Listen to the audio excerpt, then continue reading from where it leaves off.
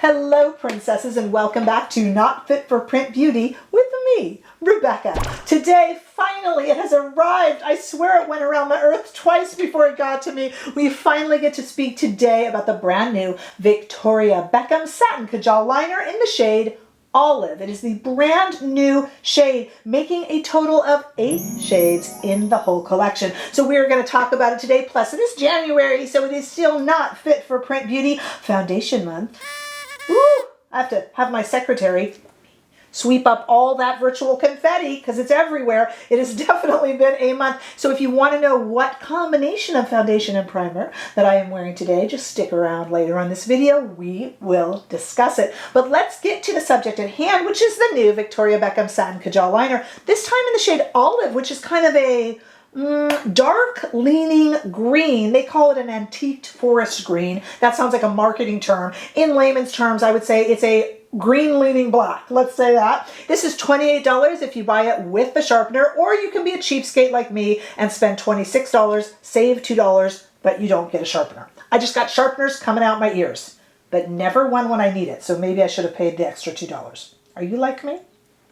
The idea behind Victoria Beckham Beauty creating an olive liner is that olive is kind of the ultimate neutral. It enhances whatever shade of eyes you have. I happen to have green eyes naturally, so it's supposed to enhance the shade of my green eyes. It will also make your brown eyes look darker, and it even brightens up blue eyes or hazel or whatever shade of beautiful eyes that you have out there at home. It also brightens the whites of the eyes supposedly as well, an olive shade. It's a really, really pretty addition. What has become kind of a tradition, it didn't start out that way, but it's become a tradition that every time Victoria Beckham adds a liner, I swatch them all so that we have them all lined up, and we do have a total of 8 now. To continue with the tradition, I have never brought out the black liner because I figure we all know what color black is, so I'm just going to continue with that tradition, and we are going to swatch 7 of the 8 shades, so just minus the black, and we're going to talk about them a little bit too. If I had a dime for every time I was asked for my favorite immovable liner, I would be a very wealthy woman. But I don't have a dime for every time I was asked, unfortunately. A lot of people feel that the Victoria Beckham Satin Kajal liners just stay and never move. This is true, but unfortunately with Victoria Beckham Beauty, it does depend on the shade. And in fact, one of you once told me a story in comments. Please tell me who you are. I can't believe I've forgotten. Who actually put on the Bordeaux and it ran. The Bordeaux is the red. We'll look at it. And it ran down her face. You know, in a way I think of the movie Carrie. You know, like just down her face, like tears of, you know, some sort of a horror movie. So some of these stay really well. Some of them don't. I have found, and you'll see in the demo, I think this is a bit of a smudgier one. It takes a little bit longer to set. When they set, they're really good. But like the cocoa and the ash and the black, like I feel that they set and stay. The Bordeaux seems to be the most movable throughout the day, and I think this might be a movable one, but we'll see as time goes on. Let's do some swatches, and then I'm going to show you me trying this on in the look that you see here, a kind of one and done eye look. But let's swatch them just because it's fun to see them all together. I'll move my bracelets out of the way. Here we have first our brand new shade. This is the antiqued forest green, as they call it, but its official name is Olive, and you're probably looking at your screen going, is that black? No, it is a green leaning black, as I like to say. I will also be taking these outside into the warm California sunshine so that you can see what they look like as well. So just hold on for that. Here is the Navy Noir shade. Check this out. That is a dark navy. So they're all kind of a dark leaning. Actually, that navy lets us see the olive color in the green a little bit more. Okay, let's move on here. We have Bordeaux. This is a beautiful shade, but it is a little bit can run on you. So be careful of that one. That one needs to be sharpened a little bit, so I'll just press a little harder. It's such a pretty shade, but it's not a pretty shade running down your cheeks. I admit that. Okay, and here next up we have this is a beautiful one. This is Sea Gray, one of the newer ones introduced. You know, this one actually has a little bit of a metallic sheen to it, if you can see that. Okay, moving on to Cocoa. This one I feel will not budge. I feel like this would make it through the wars. And that also is kind of a black leaning brown. It's an espresso brown. And I think as I line up the shades now, you should really be able to see the green come out in the olive a little bit more, I hope. Coming over here to Ash. Here's our Ash shade, another kind of new one. This is a definite blackish gray. Beautiful. This is one of my favorites. I would prefer to use ash, this last shade here, before I use black, because black can be so harsh on the eyes. And then I also brought out bronze, which is one of my favorites. And this one I love to do in the waterline. It's kind of like a softer brown, so it doesn't close your eyes as much as a super dark shade in the waterline. And it also has that little bit of a metallic sheen to it, which is very pretty. And that is 7, of course, the 8th being the black shade, which I don't bother to bring out here because we know what that looks like. But I guess I should start bringing that out. Okay, here I'm going to insert a photo, or a video I should say, of these same swatches in that order outside in the warm California sunshine. You are seeing all from left to right: olive, navy noir, Bordeaux, sea gray, cocoa, ash, and then bronze. That is the entire little collection right there. So what we're going to do now is we're going to come back with nothing on my eyes, and I'm going to show you my little technique for wearing these liners as a one and done eye look, and then we're going to come back and talk about it, give you my thoughts on this liner, and also talk to you about what I'm doing in terms of a foundation primer mix today. So stay right there. Okay, so I have some makeup on, but nothing on my eyes. And the great thing about these liners is I tend to use them one of two ways.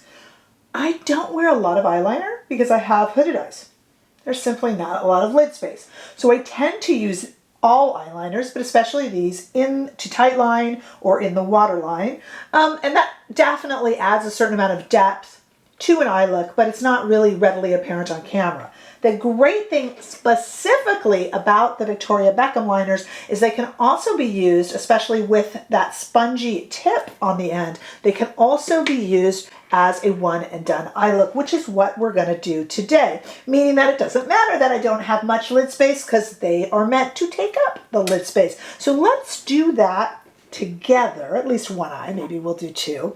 And all we need is the actual liner itself. The smudger on the back does the rest, which is really nice. Now, I always love a brand new eye pencil or lip pencil because when it comes from the factory sharpened, I feel you can never, ever again achieve that much of a perfect point. Am I right on that? I mean, I sharpen away, trust me, it's never the same. Okay, so let's at least start with this eye. And I will also use it in the waterline and to tight line, and that gives a little bit of depth itself as well. But I'm going to start with a really messy, smudgy line on the lid itself, and then I'll smudge it out with this little guy on the back. That's the only thing I need. I have never tried it with this shade, but I've tried it with all her other shades, so let's give it a go. Okay. Wow, that is an interesting shade on the eye. And I'm doing it super, super messy. If you feel... Let me just smoke it out a little bit here, well, before it dries up and sets. If you feel adventurous or brave, you can also, of course, go out a little bit, which would be pretty as kind of a cat eye look. You are seeing more of the olive tone here as I smudge it out. Take a look there. So if I can zoom you in, you will see that we have a darker area where I lined, and then I kind of smudged it out. And you can keep going and keep going up. I'm also going to go underneath the eye itself, not the waterline just yet, but we'll get there. I'm just going to kind of go right here into the corner there, and then smudge that a bit too. Use my finger just to clean it up a little bit. And then we are going to do the waterline and we are going to tight line. Do be careful. If you have eyes that are smaller and you're always trying to make them look bigger, it is true that rimming them with a darker color, it does intensify the eyes, but it can make them a bit smaller. So that's just a little hazard to look out for. That's where you really see the greenness of it. Pardon my hand here. I'm going to very gently lift my lid. Very gently. We have to be careful with our eyes. And then just tight line a little bit. So what I've done there, and I've just done one eye, we'll do a little bit more. Let's do a little bit more and make it a bit more prominent.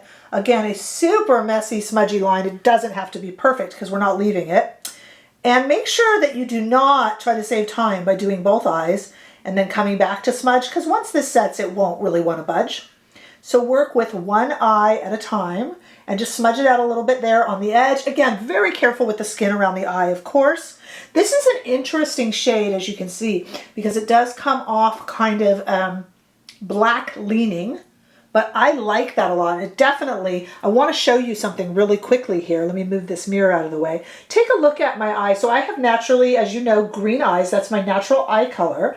And here is one of my eyes with nothing on at all, not even any mascara. And here's an eye with this kind of, to the naked eye it appears black, but it is an olive shade. And it does kind of enhance the color of the eye. So what I'm going to do off camera, so that you're not too bored, is I will get the other eye done. Then I'm going to add just some mascara and we'll come back and chat about this. And I have some foundation thoughts as well, so stay right there. Okay, all I did was finish the other eye and add a little bit of mascara. Now, of course, there's a few different variations you could do with this, your imagination being your guide, but you could easily add a powdered shadow over this and it would set it, a little bit quicker, because you know, when you first apply any Victoria Beckham liner, and we spoke about this earlier, some are a little bit more smudgy than others, some set a little more than others. This appears to be a little bit of a smudgy one, not a problem, but you know, when I went to smudge it, it wanted to go out everywhere. As you saw, I had to keep cleaning it up. So a little bit of powder would just kind of stop that, and you could use a powdered shadow over the top.